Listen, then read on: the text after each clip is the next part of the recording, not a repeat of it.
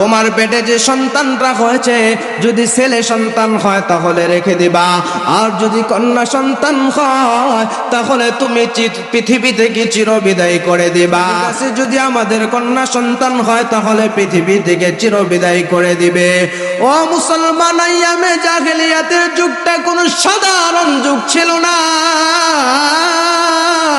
আইয়ামে জাহেলিয়াতের যুগ এমন একটা যুগ ছিল, যদি কন্যা সন্তান হতো তাহলে মানুষ কলঙ্ক মনে করত।